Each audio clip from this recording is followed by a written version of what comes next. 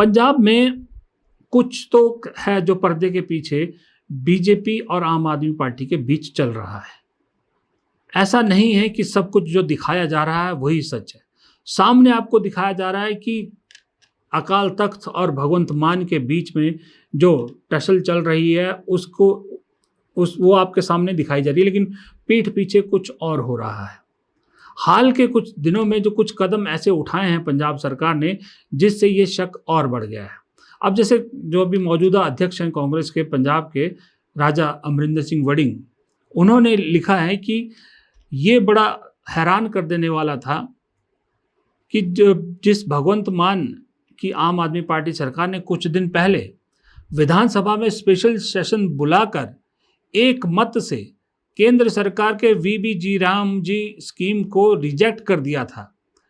कहा था हम यहाँ इसको लागू नहीं करेंगे, वही वीबी जी राम जी जो मनरेगा का नाम बदल के किया गया है। लेकिन अब अचानक से ऐसा क्या हुआ कि उसी सरकार ने, सीएम भगवंत मान ने पंजाब के लिए उस अपने ही रेजोल्यूशन को बदलते हुए बीजेपी के इस स्कीम को लागू करने का फैसला कर दिया। ऐसा क्या हुआ? विधानसभा में बाकायदा आप रेजोल्यूशन लाके स्पेशल सेशन बुला के इसको रिजेक्ट करते हैं। फिर अजय राय जो उत्तर प्रदेश के कांग्रेस अध्यक्ष है, वो लिखते हैं, उन्होंने भी लिखा, उन्होंने फोटो डाली अपनी भी और अरविंद केजरीवाल की राम मंदिर के बाहर की, कि राम सबके हैं फिर भी भाजपा सरकार की दोहरी नीति क्यों? अयोध्या में अरविंद केजरीवाल के लिए कैमरे और विशेष छूट, लेकिन कांग्रेस के नेताओं और आम श्रद्धालुओं के लिए कड़े नियम। कुछ दिन पहले जब मैंने दर्शन किए तब व्यवस्था अलग थी।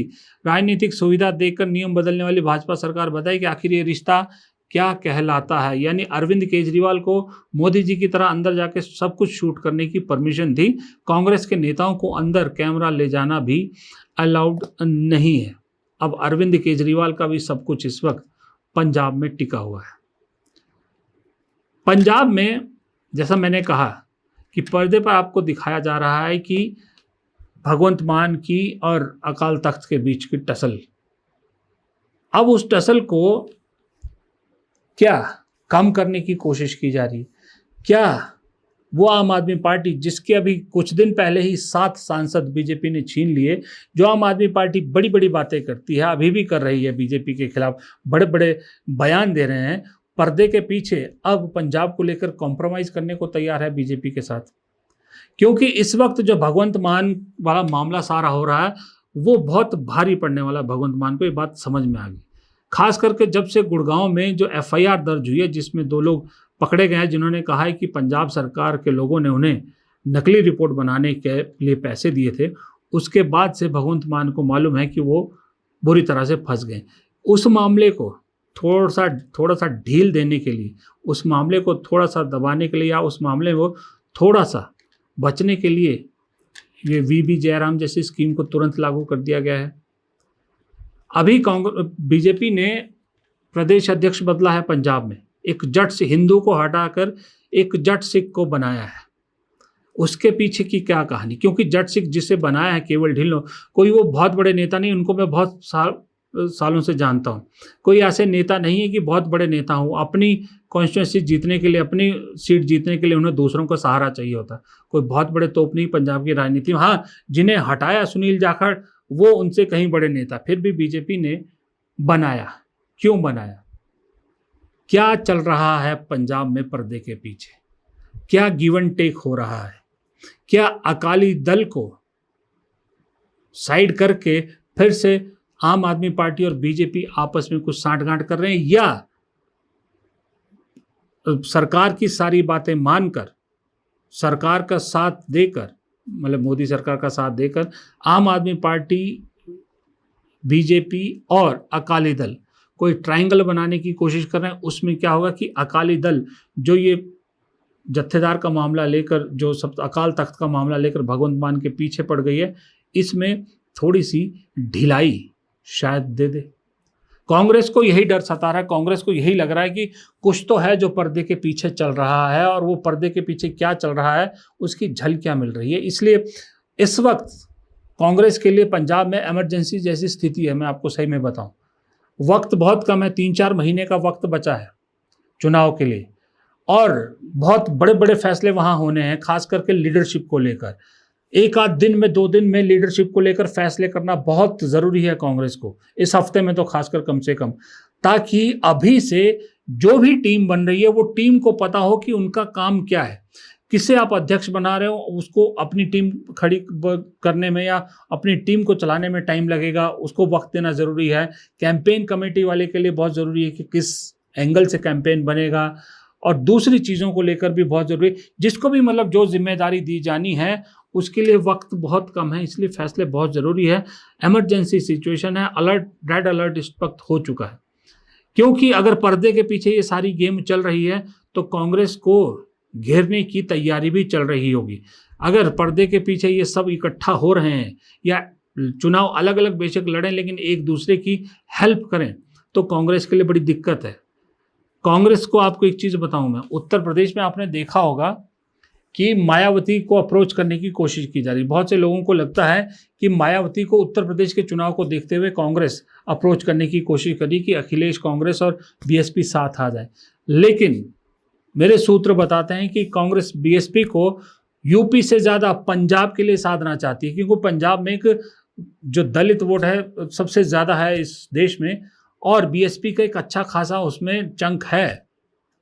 वहाँ कांग्रेस चाह रही है कि अगर ये तीनों एक साथ मिलके या ओपनली या पर्दे के पीछे कोई सांठ-गांठ करके चुनाव लड़े तो कांग्रेस के साथ बीएसपी आ जाए, बीएसपी के साथ कोई सेटिंग हो जाए, ताकि एक यहाँ से चन्नी चेहरा, दलित चेहरा कांग्रेस प्रोजेक्ट करे और उसका फ़ायदा पूरी तरह से हो। इसलिए मायावती को पंजाब के नज़रिए से साधने की कोशिश की जा रही है।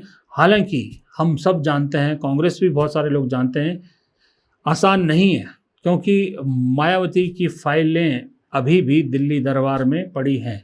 लेकिन एक उम्मीद कांग्रेस के लोगों को है कि शायद बहन जी अपनी पार्टी को इस तरह ख़त्म होने देख के कहीं तो जगेंगी, कहीं तो उन्हें एहसास होगा कि पार्टी को ज़िंदा रखना ज़रूरी है। इसलिए शायद उत्तर प्रदेश ना सही, पंजाब के लिए तो कोई सही कदम उठा ले। तो ये कहानी इस वक्त पंजाब की चल रही है। ज़रा एक खोखले सितारे की बात करूँ, यह है जनाब सुनील शेट्टी। ठीक है, आपने चमचागिरी करनी है, चाटनी है, अलग बात है, लेकिन उस चमचागिरी में आप इतना आगे निकल जाओ कि लोग आपका मजाक उड़ाने लगे, तब थोड़ा सा मुझे इन लोगों पे तरस आता है। सुनील शेट्टी लिखते हैं कि भाई, एक इंटरव्यू में लिखते हैं, एक इंटरव्यू में कहा वो टाइम्स नाउ चैनल को, गोदी चैनल को, कि मैं उनकी 15 महीने की पोती, मतलब उनकी बेटी की बेटी, जो केएल राहुल क्रिकेटर है उनकी पत्नी है, उनकी बेटी, मतलब वो 15 महीने की उनकी पोती मोदी जी की फोटो की पूजा करती है गणेश जी के साथ और उन्हें लड्डू खिलाती है। सोचिए, 15 महीने की पोती को अपनी चाटुकारिता में घसीट ले। भाई, बच्चे हमारे भी हुए हैं, आपके भी हुए होंगे, आप में से बहुत से लोगों के होंगे। 15 महीने में ज़्यादातर बच्चे ठीक से चलना भी नहीं सीख पाते, क्रॉलिंग करते हैं ज़्यादातर, और बोलना भी बहुत कम शुरू कर पाते हैं, अब्बा चाबा ऐसे करके कुछ तुतलाते हैं।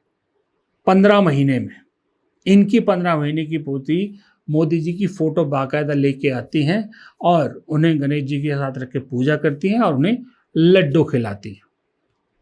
ये सुनील शेट्टी हैं, ये इनका लेवल है, ये इनका IQ है।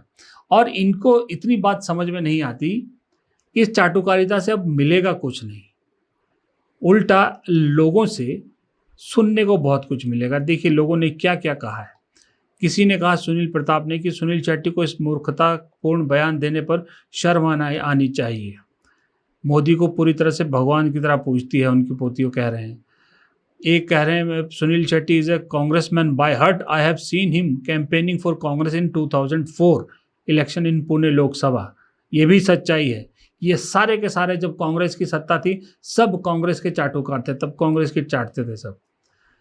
दक्ष लिखते हैं, मेरी ग्रैंड डॉटर 15 महीने में, सुनील शेट्टी कह रहे हैं, मोदी जी की पूजा करती है गणेश जी की। Bro, what kind of elite retarded, या जो भी कहा है उन्होंने वो ये है। एक रोशन राय कहते हैं कि वो सुनील शेट्टी ने ये बयान इसलिए दिया है कि वो अपने आप को फ्यूचर ईडी रेड से बचाना चाहते हैं। अपने, हाँ, ज़्यादातर लोगों ने कमेंट किया कि अपने दामाद केएल राहुल की टीम में जगह पक्की करने के लिए ये सब चाटुकारिता करते हैं ताकि उन्हें टीम से ना निकाला जाए। और कोई लिखते हैं कि उन्होंने अपना सिटीजन होने का प्रूफ दिया है। एक ने लिखा है, मुकेश माथुर ने, कि हेराफेरी के 3 सदस्यों का तीसरा सदस्य भी खुद को प्रासंगिक बनाए रखने का प्रयास करते हुए। बहुत सही सी बात है। अक्षय कुमार और परेश रावल तो मोदी जी के कितने बड़े भक्त हैं, ये हम सब देख ही चुके हैं। ये सारी चीज़ें जो है, सुनील शेट्टी को बैकलैश मिला है। ऐसी बातें करनी ही क्यों जो इम्पॉसिबल लगे। अच्छा, 15 साल की किसी बच्ची के बारे में ये कहे तो बात समझ, खैर अब लाना ही क्यों अपनी चाटुकारिता में, अपने बच्चों को, पोतों को, अपनी फैमिली को लाना ही क्यों? अगर ला भी रहे हो तो कम से कम एक ये तो देखो कि किस उम्र का बच्चा है वो, किस उम्र का बच्चा है। अब जब भी इनकी बेटी, इनका दामाद उस पोती के साथ बाहर निकलेंगे, फोटोग्राफर उसी एंगल से फोटो खींचने की कोशिश करेंगे, कुछ ऐसा करने की कोशिश करेंगे कि जहाँ वो दिखने लगे कि वो चलती है कि नहीं चलती, वो पूजा कर पाती कि नहीं कर पाती। स्क्रूटनाइज कर दिया आपने अपनी पोती को, इतनी सी प्यारी सी बच्ची को, इतनी छोटी बच्ची को। शर्म आनी चाहिए ऐसे लोगों को। खैर, संडे की सुबह है, ज़्यादा वक्त आपका नहीं लूँगा। उम्मीद करता हूँ आपको पसंद आएगा। आप अपना संडे एंजॉय कीजिए। अपने इस दोस्त को इजाज़त दीजिए। नमस्कार।